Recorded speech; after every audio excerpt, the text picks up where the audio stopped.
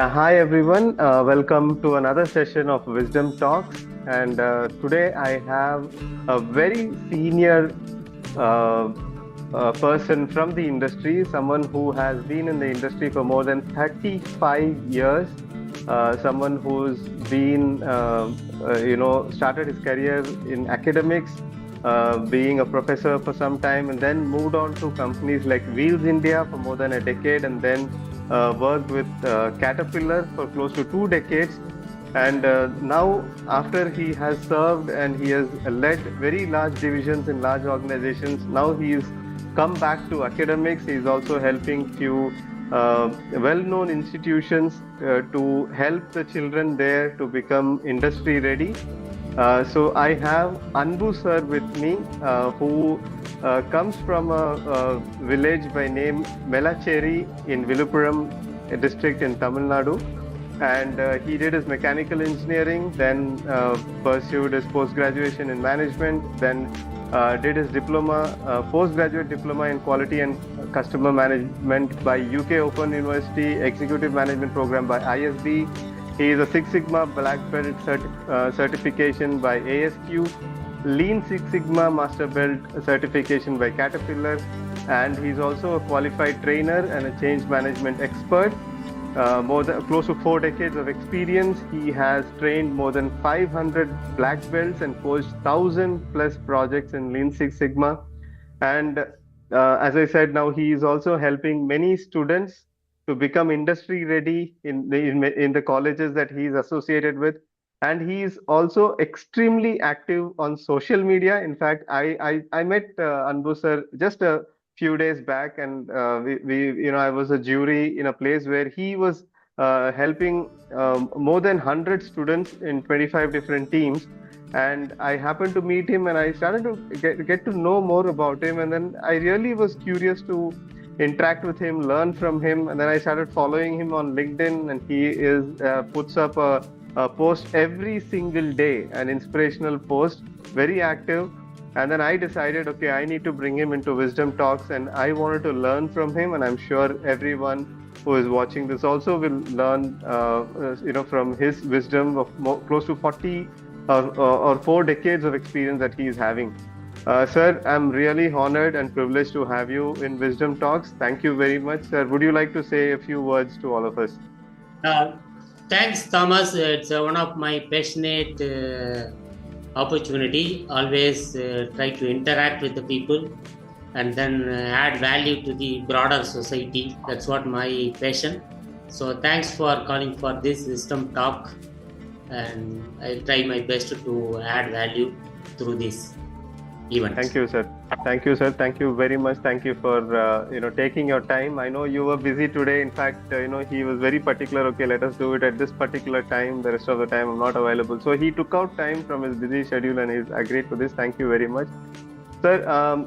I would like to spend these few minutes learning from you, especially since you have, you've worked with corporates, enterprise level organizations, and you've helped the innovation, the forefront of their innovation, and led the teams in various projects. I would like to, because I run a software company and we help companies with technology and software and IT related aspects. I wanted to learn how technology and large organizations, enterprises, how do these things work together? And those are the discussions that I would like to have with you today. I would like you to say a few use cases of how technology or software or IT projects help enterprise level organizations. Maybe 1 or 2 use cases from your experience, how you have, how they have helped large organizations. Thanks for this question. It's really a wonderful question to start with. My definition of smart enterprise needs 2 Ds. One is the discipline, next one is the digital. So both are linked.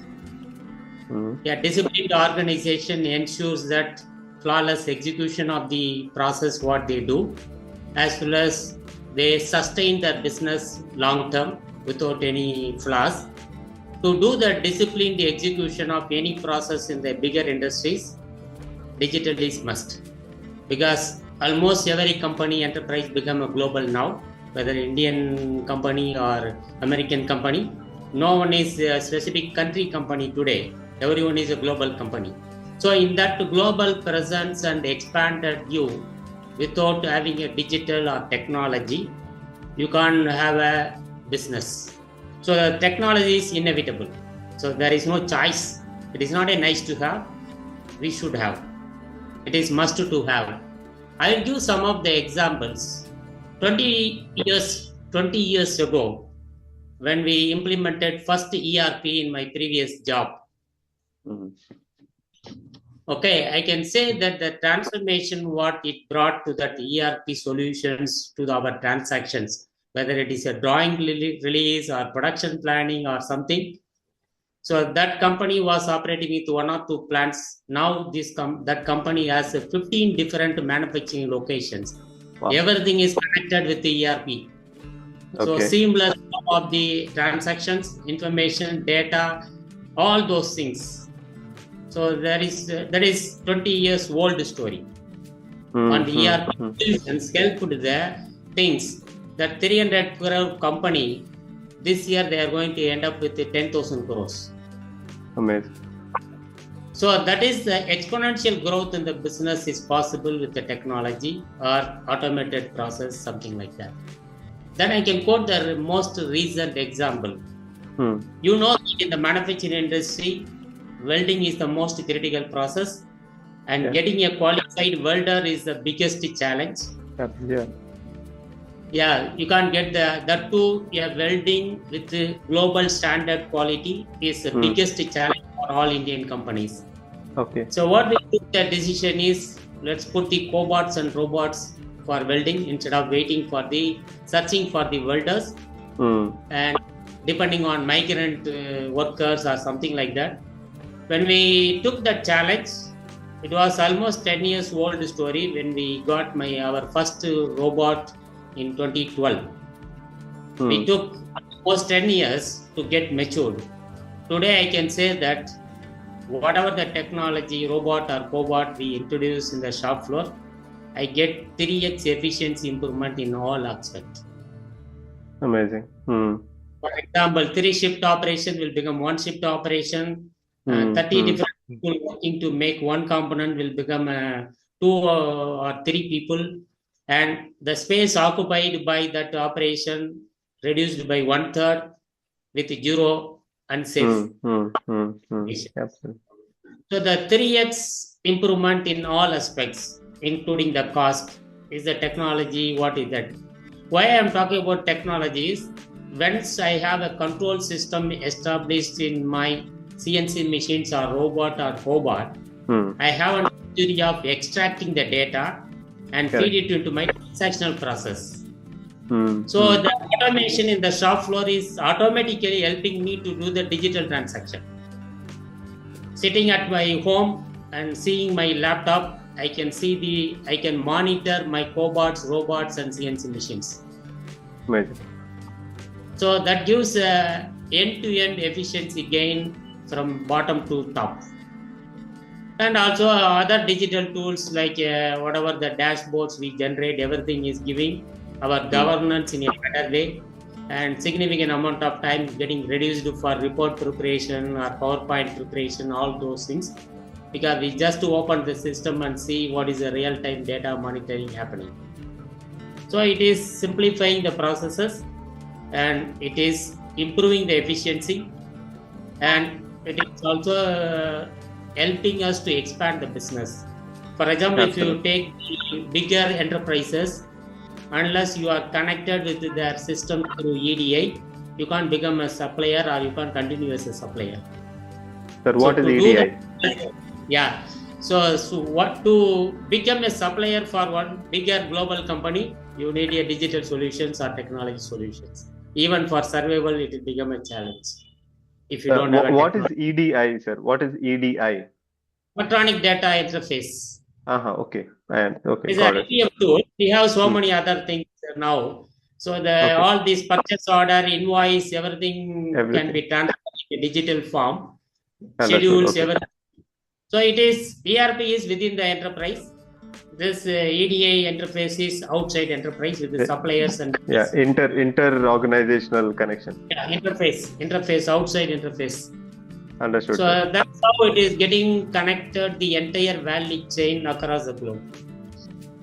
Absolutely, sir. I have the next question. So, from what you said, it is obvious that when the organization, like around 2 decades back, decided to implement ERP, they were able to scale up, to multiple X, like probably 100X over the 20 years that they've been, and multiple locations, and they're able to operate everything. We are able to see 3X, productivity, lesser space, everything. When all of this is evident, why do you think smaller organizations are not giving priority to technology? What do you think is the reason? Yeah, it is not only the smaller organization. Even Indian companies had that apprehension 10 years ago, not now. I will talk about 3 elements which is creating that apprehension. One is availability. Okay. Is it available in the country first? Is it available in my next door? That is the first thing. The second one is it affordable? Am I able to get the cost at which I want? Because I am little conservative and I am not a big player or global player. I need it at a affordable cost. The third one is reliability. Is it reliable to continue with this technology or solutions what we are talking? These are the 3 criteria which decides your company go for technology. I think on these first 2 elements, people like you or so many startups came out with solutions. We ensured that all technology solutions available in this country. That is already done in the last 10 years. Correct. And to some extent, I can say that affordability also improved a lot. For example, some of the startups, when I discuss with them, they are saying that process automation within 40,000 rupees is possible. Simple automation. But how many of our small scale industries are aware of that solution available at the affordable cost? That's where we have to work together. This type of wisdom dialogues will help to create a visibility to the people. Absolutely. This is a technology available, this is affordable. Yeah. So that's why I work with connecting the people like you with the bigger industries or the startup with the bigger industries. Something I take that as my social agenda to show that Indian entrepreneurs or startup CEOs come up with an affordable solution and it is available. The third element, reliability. That's where I request all the startup or technology solution CEOs or the entrepreneurs to prove that your technology solution is reliable. That's where the third element, I don't have anything to do, but it is the people who own the process or the technology to do that. That's where people have when I interacted with the MSME CEOs in the recent past, I don't see apprehension related to availability and affordability. Reliability is still continue to be a question mark that people has to answer. I think, sir, just reflecting on that, reliability, even my own journey for the last 14 years as an entrepreneur and helping companies with these IT solutions. To be honest with you, sir, when I started my business for the first 3 or 4 years, it was quite challenging because I not having a business background and not knowing what I was doing really, because I was not trying to replicate something. I was trying to create something myself and do. At that time, in fact, I had already given some software solutions to some customers. But in the first 3-4 years, when I was finding it very difficult to continue because it was very tough. It was really tough for me to continue. I thought of shutting down, in the first 3-4 years as an entrepreneur. And I'm sure you know that 9 out of 10 startups, they fail in the first 5 years. Because it's very tough to find the right customer, to find the right cash flow, to be profitable, and then to keep continuing. But I would say, thank God and my dad also, who supported me initially by providing some funds and all that, I was able to cross that mark. And in fact, when I was thinking in those initial years that if I shut down right now, whatever customers I have served and I'm maintaining those softwares, regularly, what is going to happen to them? Because I will not be there anymore, and I will not be able to support them anymore. So this used to be a moral haunting that used to be in my heart. I'm already struggling because there is no cash, and Yeah. and at the same time there are a few customers whom I have given solutions and they're running their business with that. And I'm thinking, should I continue my business or go into employment? But I'm really grateful to my dad and God for helping me come out of that, thanks to many good souls who have trusted in me and become our customers. And now 14 years down the line, we have also not only have we have more than close to 400 customers, we have even taken up a partnership with other product companies, and we are representing them also, reliable product companies. We are representing them. So yeah, this reliability in IT solutions, especially by small players, is a big question mark. So I understand what you're trying to say, that when MSME companies are trying to, encourage entrepreneurs like, with their IT solutions, they definitely have this apprehension. Will this company exist after 1 year? What will Yeah. happen to all my investment? Because it's an IT solution. Can I rely on them? Yeah, absolutely, sir. Thank you for sharing that. I think, Literally, yeah, one CEO asked me this question. That's why I'm putting that reliability as an issue. yeah, Because when I was promoting for one startup solution with one of the CEO, he simply asked, "What is the guarantee that he will not run away and selling the absolutely. company?" Absolutely. A good friend of mine, actually, is a friend of mine, and then but he wanted a software solution few years back, and when he was talking to me, I mean, he told it jokingly, but it was very important question. Thomas, I'll take this from you now, but what if you die after some time? Yeah, I mean, he is a friend, and he told me that question, but then it made me think, and then of course that's when we decided as a company. It was a proprietorship all along. Then we decided to make it a private limited. I made two of my very senior team members as directors, and we started thinking about this continuity. And even if one person is not able to perform, the organization continues, and all of those decisions we had taken some time back. Yeah, as you said yeah, rightly, sir. And I really like the way you are, whenever I'm asking you a question, you're keeping it very, very, simple. Like the first one you said was discipline, digital, two things. yeah, And the second one you said was availability, affordability, and reliability. And it's so simple. You're trying to explain it so simple that that's really helpful. Actually, the way you're structuring it. I have the next question. The third question to you is, um, people say that culture eats strategy for breakfast. Okay, and I yeah, have seen that many organizations, sometimes even small organizations, whoever take a software, I see that their culture plays a huge role. yeah, The way the leader is taking care of the team, and the way the team is adopting to the technology, and I also see a huge resistance in yeah, adopting technology in organizations. I want you to yeah. tell me, how is it in large enterprises? Is there a similar resistance from the team, and how do they overcome? What are the steps they do to overcome that, and the technology gets implemented appropriately? How do they overcome it? Yeah, wherever there is a mind or people, there will be a resistance for the change. There is no bar for small company or big company or 50 years old company or new company, Absolutely. because it is the fear of unknown. Mm. For example, 20 years back, when I talk about ERP, I was heading the R&D. My entire design engineers came up and said that it won't work for us. Let's put design as out of scope, because we are going to lose the part number, codification, flexibility, all those things. Mm. Then service provider came to me and told me that, Anbu sir, you believe that this solution will create a much more better discipline with your team members. You are going to taste the fruit, so you have to do something on the change management. Then Mm. we evolved a change management process.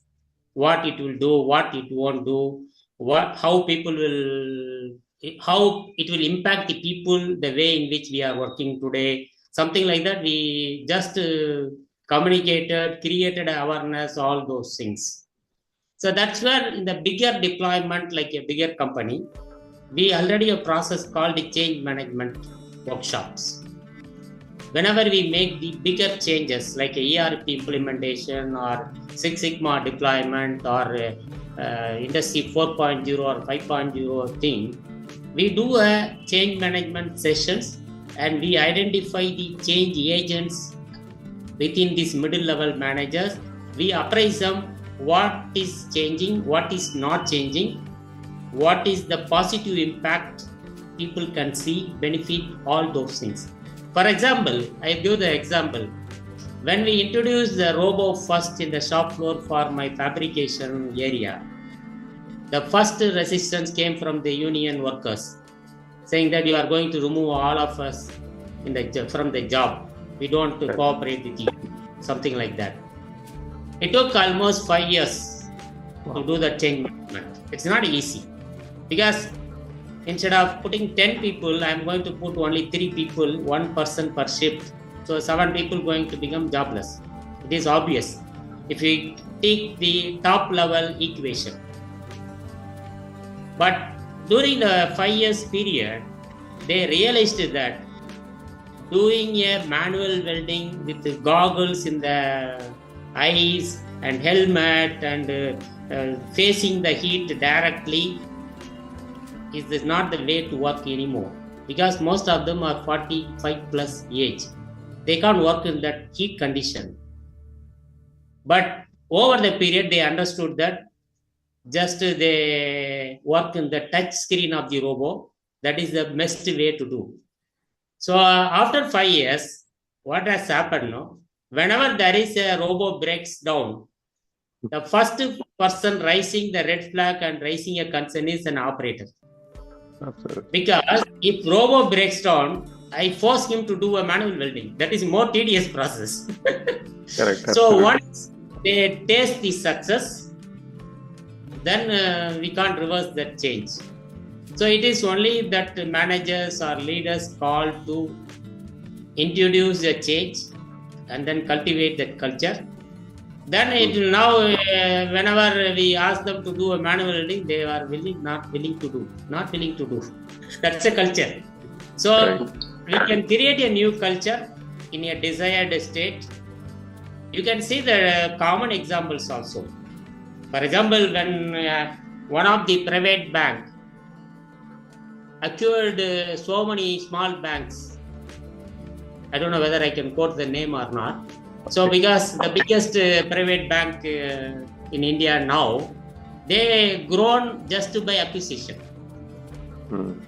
So when they acquired a new small bank in a particular state, there is a opposition from the union saying that because you are a bigger bank, you are going to have all net banking, but my employees are just manual challan writing people, ledger writing people. They don't know how to manage with the net banking, so we don't cooperate. So the entire acquisition process stalled for 6 months. Wow. Then that leader of that bank is a popular figure. He went and sit with the union leader and negotiated. He ensured that what is your fear? Losing the job. I am guaranteeing you none of your union members will lose a job. Subjected to if they learn how to transact in a computer. Next 6 months, our officers will train your people religiously. Ask your team members to learn. Up to that 6 months, I will not take any action against your people for performance. Then that acquisition went well. Now all the employees learned how to do the internet transaction or net banking or all the digital transaction itself. So that was the old case. It was almost 25 years old story what I am talking about. Today, the digital solutions, people able to understand that. For example, digital payment systems. It is accepted by all the roadside vendors or auto wallas, whatever things. So it is just the delta dip will be there because of the resistance. Correct. It used to be in months in the past. Now it becomes only in weeks. So we Absolutely. can, with the awareness, we can introduce any technology. So culture is changing. So the public domains or the public digital platform, what we create, online payment, all those things. So that is giving awareness to the people working in the organization. So it is easy to do that. So Got everyone, that we have to appreciate two industries. One is the mobile industry, which has given a digital interface as the best interface, as well as the financial digital payment processes. So that has given lever to think about changing the culture inside the organization, because everyone understands the technology and the automation. So it Correct. is it's becoming easy now. It's not a big deal.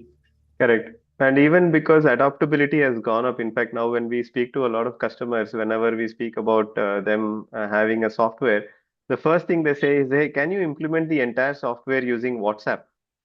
Because Yeah. as you said rightly, every single individual is so comfortable now with WhatsApp. Open a smartphone, go to the WhatsApp, type and send, receive, which was not there a few years back. So at that time when we spoke software, it was like, okay, computer, and maybe use it here and there. But then now it's all about, can I implement it on WhatsApp so that everybody can use it? Yeah, Yeah. absolutely, sir. Sir, one final question to you, and then we can conclude. My question is, in large enterprises, as you said, there is a change management process, and there is a very structured way of helping the teams to understand the change, make them understand what is the impact that this is going to have and how is this is going to help. And I'm a little surprised that even in large organization it takes 5 years. I mean, that was something a surprise to me. I thought it is much shorter. But my question to you is, in small and medium organizations, what is the advice you would give to the leader, the director, or the founder and CEO, the leader of the organization? Because usually in small organizations they do a lot of things. What is the advice you would give to them in terms of maybe their leadership style, or maybe what steps they should take to transform their organization into a tech-driven organization, so that they can also scale up 10x and multiple times over a period of time? What advice would you give to the leader of micro, small, medium organizations? Yeah, one mindset change is required with the small organization leaders. That is from business owner mindset to chief executive officer mindset, businessman to executive mindset. Then they will find all these solutions become there.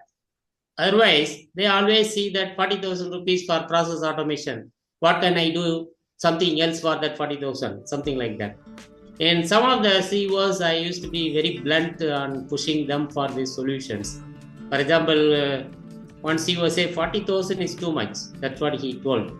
Then I told him, it is less than a flight from Chennai to Delhi.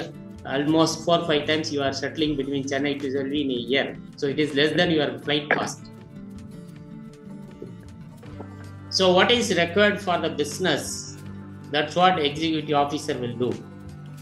But basic things. Now, if you consider the retail shops, even it was owned by the old business mindset. Now they implemented ERP solutions. That's why one shop become 100 shop today. Some of the retail shops, local brands, what you can identify any name. It is applicable to all. Jewelry shops. How they are able to expand? Only because of the system, nothing else. Because in the olden days, in the retail shop, jewelry shop, only owner can sit in the cash box, cash counter, or billing counter. Today, who is the owner? Where is the owner? There is no visibility at all. All run by the employees. It is because of the digital systems or technology connected systems. So owner can sit at home and then see the transactions, the revenue, profit, loss, everything. Correct. So that is already leveraged by the retail shop business owners. This mechanical industries or any other process industry, small scale industries, they are yet to see that benefit.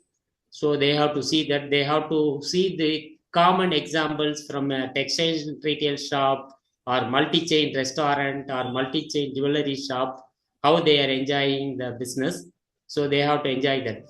You no need to come to the office or factory. It will run on its own if you digitalize and provide the technology solutions with the networking. So that's what they have to realize. I can say that most of the industry forums and institutions is helping them to realize that. I can say it is a 50-50. Almost 50% of the MSMEs already realized that. Only thing is the reliability portion, they have some doubt. So that we have to clarify. Otherwise, it will change fast. That's what I believe. Absolutely, sir. Sir, thank you very much. The point that you made is the mindset. The leaders will have to change their mindset on, the investment that they make for a bright future. And as you said, they need not have to come to the office, and they need not have to be inside the office. Instead, they can focus on growth of the organization. They can focus on strategy of the organization. They can focus on maybe networking or maybe acquiring knowledge, and focus on long-term, habits rather than on the, firefighting that might be required on a daily basis. Thank you, sir. Thank you for taking out time and giving very valuable advice. And it is very helpful to peer into how enterprise level organizations are able to leverage on technology and continue scaling their business. And how even micro, small, medium businesses can use technology with a change in mindset and help grow their business and keep scaling up. Sir, thank you very much. Any final words, one-liners? Because I keep seeing you putting a lot of one-liners on LinkedIn and all that. Do you have any one-liner you would just like to say and close about what we spoke? Yeah, the one-liner I can write. Almost, I'm writing for 1,000+ days. Yeah, that's what. So anything you would like to say and we can close. Yeah. Only the thing what I say is have a growth mindset. The opportunities are plenty. We have to have a growth mindset. And for the CEOs, focus on strategic planning. Execution can be delegated to any level through technology. Absolutely, sir. Thank you, sir. It's been a valuable, real wisdom, I would say. Thank you very much coming from a senior person like you. Thank you very much for your time. And it's been an honor listening to you. Thank you, sir. Thank you. Bye. Thank you.